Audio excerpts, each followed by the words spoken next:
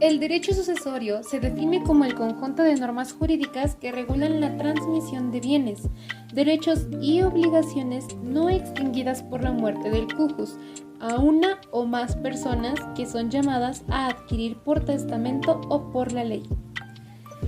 A continuación se hablará de los temas principales y tomados durante el curso, que son los principios fundamentales del derecho sucesorio, del testamento, de la herencia, sobre juicio sucesorio, sucesión legítima, sus disposiciones y el procedimiento familiar.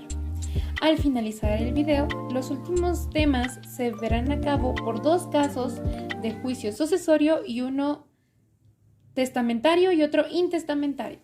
Sin más por el momento, comencemos. Iniciaremos con los principios fundamentales del derecho sucesorio.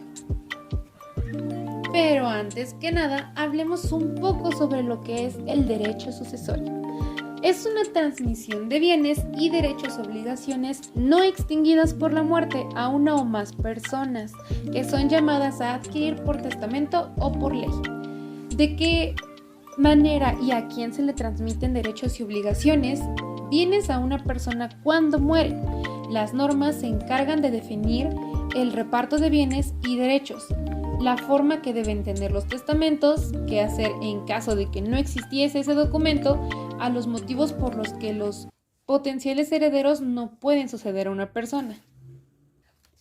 Ahora bien, el derecho sucesorio, como nos lo dice el artículo 1499 del Código Civil del Estado de Hidalgo.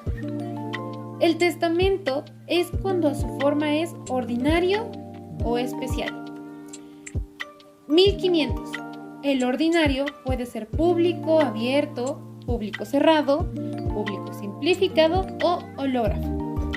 El especial puede ser privado, marítimo, militar o hecho en país extranjero.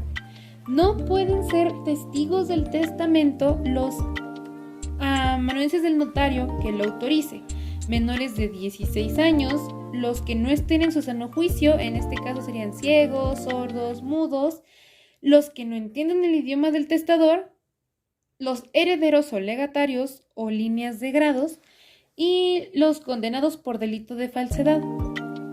Ahora, cuando el testador ignore el idioma del país, un intérprete nombrado por el mismo testador concurrirá al acto y firmará el testamento.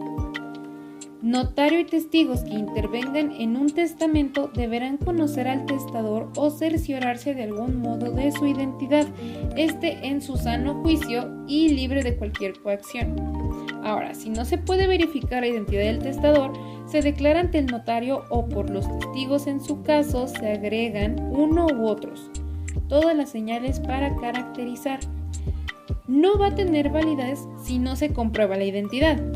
Está prohibido al notario y a cualquier otra persona que redacte disposiciones de última voluntad, dejar hojas en blanco, servir o con abreviaturas. El notario que autorice el testamento debe dar aviso a los autorizados luego de la muerte del testador, si no, serán responsables de daños y perjuicios. Ahora, sus disposiciones se observarán también por cualquiera que tenga en su poder un testamento. Y si los interesados están ausentes o son desconocidos, la noticia se dará al juez. Ahora, hablemos sobre la nulidad, revocación y caducidad de los testamentos. Es nula cuando el heredero legatario echa en memorias o comunicaciones secretas. También si el testamento que haga el testador baja la influencia de amenazas contra su persona o sus bienes, o contra personas o bienes del cónyuge o aparentes. El testador se encuentra en el caso que proceda, podrá, luego que cese la violencia o disfrute de la libertad completa, realizar su testamento con las mismas solemnidades que si lo otorgara de nuevo. De lo contrario, se anula la revalidación. Ahora, también es nulo por dolo o fraude. También es donde el testador no exprese ampliamente su voluntad. Cuando el testador y las cláusulas en el que algunas se obligue a no usar de ese derecho. Ahora, la renuncia de la facultad de revocar el testamento es nula. La revocación producirá un efecto aunque el segundo testamento caduque por la incapacidad o renuncia del heredero o de los legatarios. El testador anterior recobrará, no obstante, su fuerza si el testador revocando al posterior declare ser su voluntad que el primero subsista. Ahora, las disposiciones testamentarias caducas y quedan sin efecto en lo relativo a los herederos y legatarios.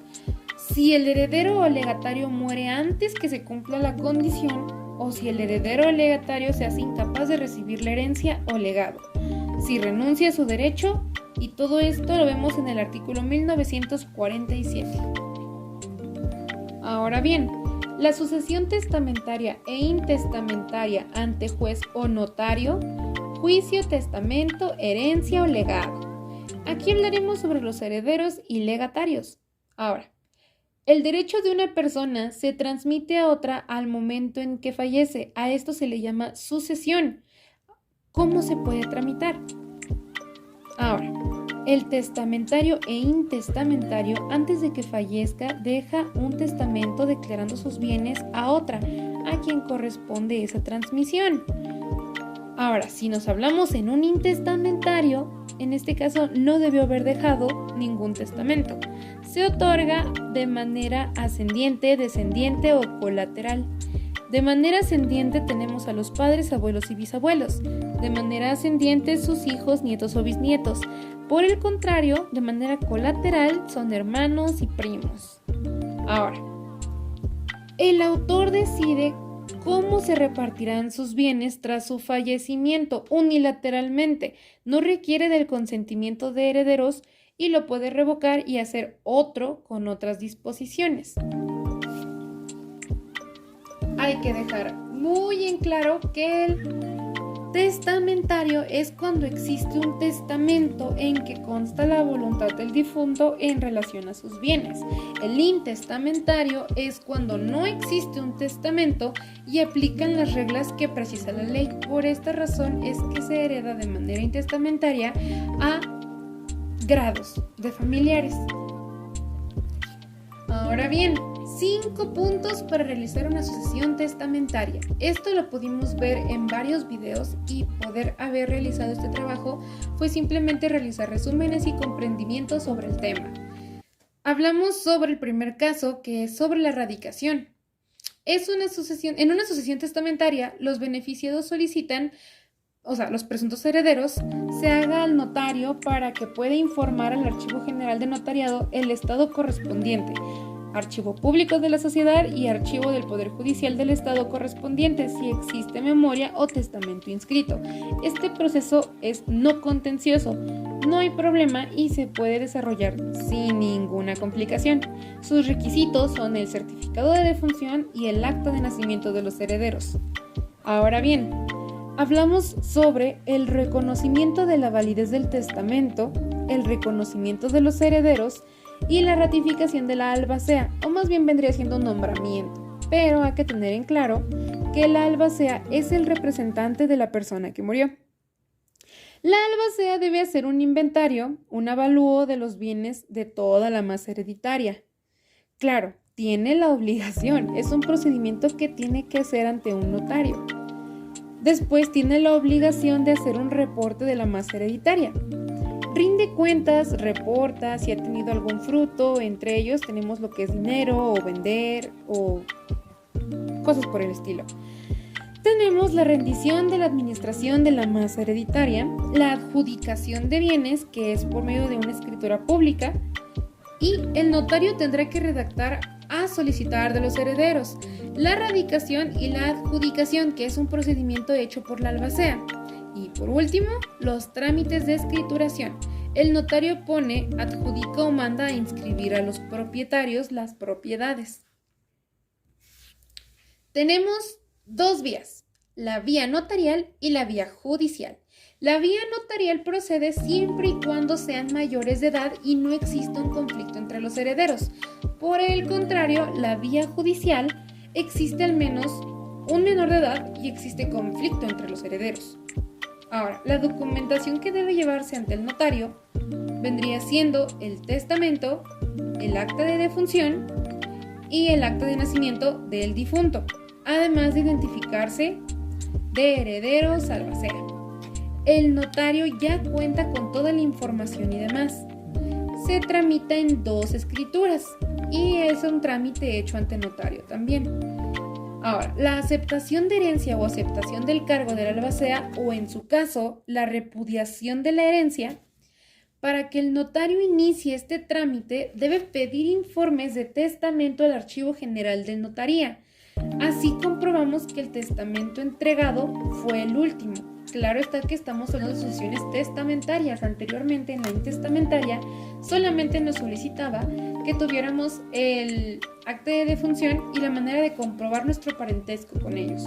Ahora bien, se debe reconocer la validez del testamento y los herederos se les reconocerá y aceptará la herencia y la albacea reconocerá su cargo.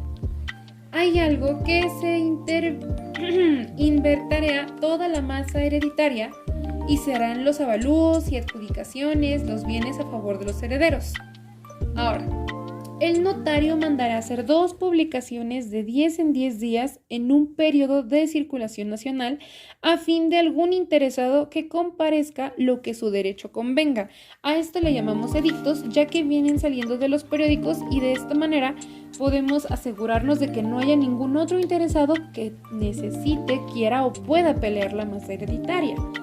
El notario manda inscribir ante el registro público de la ciudad, o más bien a la que corresponda, la escritura para tomar nota de quién es el nuevo propietario, que son las escrituras de adjudicaciones. Ahora bien, el albacea es la persona elegida o designada por el testador para asegurar el cumplimiento y ejecución del contenido de su testamento. Ahora, teniendo todo esto claro, iniciaremos con cómo se lleva a cabo el proceso para un proceso sucesorio testamentario e intestamentario. Iniciaremos con el intestamentario. Primero, debe presentarse una demanda de la sucesión testamentaria. En esta se declaran herederos, se nombra la albacea, el albacea realiza los inventarios, avalúos de toda la masa hereditaria.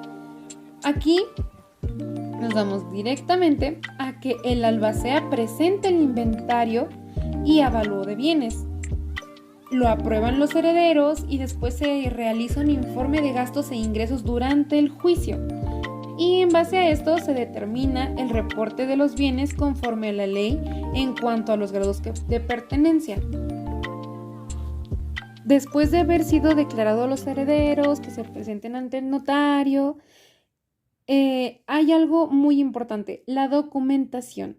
Aquí debe llevarse el acta de defunción y el acta de nacimiento de los herederos y la albacea para corroborar su parentesco. Después de esto se certifica la defunción y el acta de nacimiento. Se nombra la albacea, se realizan los inventarios y avalúos, la administración de los bienes, pero aquí deben rendirse cuentas si ha tenido algún fruto, entre ellos podría ser el dinero. Se adjudican los bienes, el notario redacta la solicitud de los herederos, ojo que tiene que ser por escritura pública la adjudicación de los bienes. Después de esto, el procedimiento es hecho por la albacea. Después llegan los trámites de escrituración y el notario pone o adjudica, manda a inscribir las propiedades a los interesados. Ahora, hablando de la manera testamentaria, en esta se exhibe el testamento ante el notario. Tenemos esta opción.